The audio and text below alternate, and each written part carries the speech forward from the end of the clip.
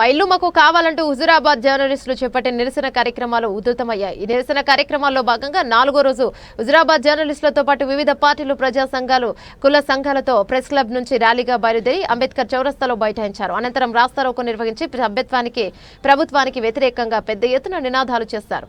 ఈ సందర్భంగా పలువురు పార్టీ నాయకులు మాట్లాడుతూ జర్నలిస్టుల సమస్యలను ప్రభుత్వం పెడచెవిన పెట్టడం సిగ్గుచేటన్నారు. ప్రభుత్వంలో కేటాయించిన ఇళ్ల స్థలాల్లో జర్నలిస్టులు లక్షలు వెచ్చించి గృహ నిర్మాణాలు చేసుకున్నారని, వెంటనే వాటిని పూర్తి స్థాయిలో వారికి కేటాయించేలా ప్రభుత్వం చర్యలు తీసుకోవాలని వారు డిమాండ్ చేశారు. ప్రజలకు ప్రభుత్వానికి వారధిగా ఉండే జర్నలిస్టుల సమస్యలే పరిష్కరించకుంటే ప్రజా ప్రభుత్వం అని చెప్పుకుంటున్న కాంగ్రెస్ ప్రభుత్వం సామాన్య ప్రజల కష్టాలు ఎలా తీరుస్తుందని వారు ప్రశ్నించారు. వెంటనే నియోజకవర్గ ఇన్ఛార్జి వడితల ప్రణవ్ బాబుతో పాటు మంత్రి పొన్నం ప్రభాకర్ చొరవ తీసుకుని వారికి పూర్తి స్థాయిలో ఇళ్ల నిర్మాణం చేసి ఇవ్వాలన్నారు. జర్నలిస్టుల ఇళ్ల సమస్య పరిష్కారం అయ్యేంత వరకు వారు చేపట్టే ప్రతి నిరసన కార్యక్రమంలో తమ పూర్తి స్థాయి మద్దతు ఉంటుందన్నారు. జర్నలిస్టులు సమస్యలు పరిష్కరించకపోతే రానున్న రోజుల్లో తీవ్రస్థాయిలో ఉద్యమాలు చేపడతామని హెచ్చరించారు. అనంతరం జమ్మికుంట రోడ్డులో గల మహాత్మాగాంధీ విగ్రహానికి వినతి పత్రాన్ని అందించారు. కార్యక్రమంలో ప్రెస్ క్లబ్ కన్వీనర్ గెడ్డం ధర్మారెడ్డి, కో కన్వీనర్లు కాగిత రాములు, ఎలక్ట్రానిక్ మీడియా డివిజన్ అధ్యక్షుడు మక్సూద్, మాజీ ఎస్సీ కార్పొరేషన్ చైర్మన్ బండ శ్రీనివాస్, మాజీ మున్సిపల్ చైర్మన్ గందే రాధిక, బీఆర్ఎస్ నాయకుడు గందే శ్రీనివాస్, కొలిపాక శ్రీనివాస్, బీజేపీ పట్టణ అధ్యక్షుడు తూర్పాటి రాజు, ప్రజా సంఘాల నాయకులు వేల్పుల ప్రభాకర్, మార్త రవి, చందుపట్ల జనార్దన్, మాజీ కౌన్సిలర్లు మారపల్లి సుశీల, కల్లపల్లి రమాదేవి, బీజేపీ నాయకు తూర్పాటి రాజు, లక్ష్మీ రాజు, ప్రెస్ క్లబ్ సభ్యులు పాల్గొన్నారు.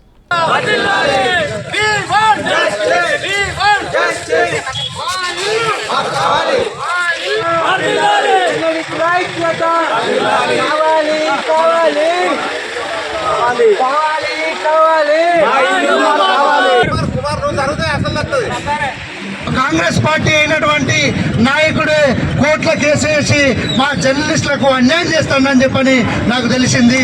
ఈ సందర్భంగా మీకు చెప్తున్నాను, జమ్మికుంటనే కాకుండా కరీంనగర్ జిల్లానే కాకుండా రాష్ట్ర వ్యాప్తంగా ఉన్నటువంటి జర్నలిస్టులందరినీ కూడా ఏకం చేసి మీ దిమ్మ తిరిగేటట్టు మీ కాంగ్రెస్ ప్రభుత్వానికి సరైన బుద్ధి చెప్తామని చెప్పని ఈ సందర్భంగా మీకు డిమాండ్ చేస్తున్నాం.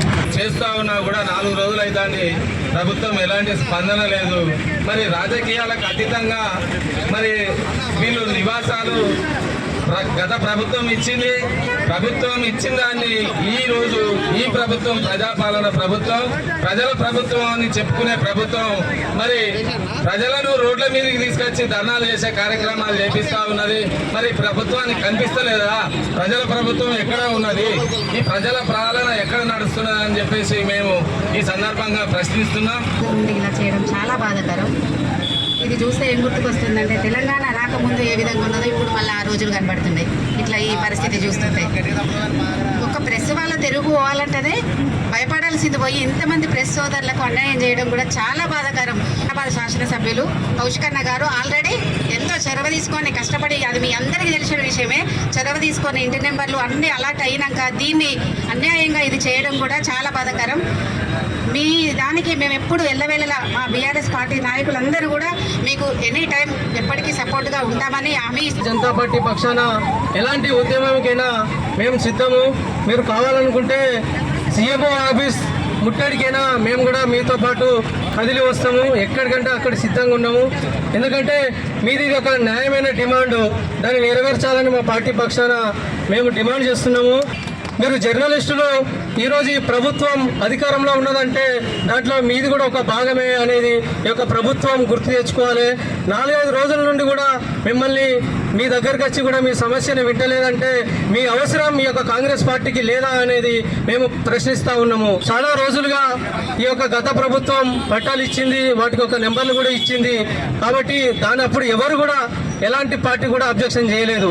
ఇళ్ల స్థలాలు ఇస్తాం, వాళ్ళ పిల్లల్ని కూడా మంచి కార్పొరేట్ స్కూళ్ళలో చదివిస్తే ఇవన్నీ కూడా అప్పుడు చెప్పినటువంటి దాంట్లో ఈ 6 గ్యారెంటీలు కాక 420 హామీలలో కూడా ఉంది. కాబట్టి దయచేసి ఇప్పటికైనా ఇక్కడ హుజూరాబాద్లో ఉన్న ప్రెస్ మిత్రులందరూ కూడా వాళ్ళ న్యాయంగా వాళ్ళకి స్థలాలు కేటాయిస్తే వాళ్ళందరూ కూడా సప్పో చేసుకొని వాళ్ళు మరమ్మతులు చేసుకొని ఇప్పటికి కూడా వాటికి ఇంట్రెస్ట్ తెచ్చుకొని కట్టుకున్న వాళ్ళు. ఎందుకంటే ఇది పోతుందో ఉంటుందో దాని కొంత పిల్లర్లు లేపుకోనో గోడలు లేపుకోనో మనది అనిపించుకోవాలని వాళ్ళు పాపం అప్పులు తెచ్చుకొని చేసుకునేటువంటి సందర్భం నాకు తెలుసు. కాబట్టి వెంటనే వాళ్ళని సతాయించకుండా వాళ్ళకు ఇమ్మీడియట్ చేయాలి.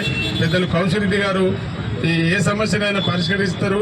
ఈ సమస్య కూడా వారిని మేమందరం కూడా రిక్వెస్ట్ చేస్తే వారు ఏమన్నారంటే మీరు పోయి మద్దతు ఇవ్వండి మన పార్టీ తరఫుకెళ్ళి 100% మనము పీస్ఫుల్గా పోదాము, రాని రోజు నేనే ముందుండి ఉద్యమం నడిపిస్తామని చెప్పి వారు మాటిచ్చారు.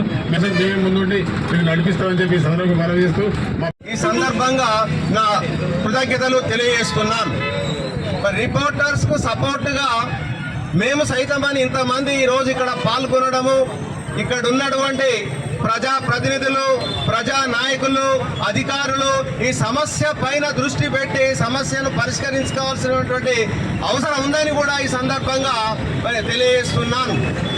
సమస్యగానే మిగలకుండా వారు ఎందుకొరకు పోరాడుతున్నారు, అందులో ఎంతవరకు న్యాయం ఉందనేది మరి జర్నలిస్టు ప్రతినిధులను, ఇక్కడ ఉన్నటువంటి ప్రజా ప్రతినిధులు, అధికారులు వారిని ఒకసారి చర్చలకు పిలిచి ఆ చర్చలు సఫలమయ్యే విధంగా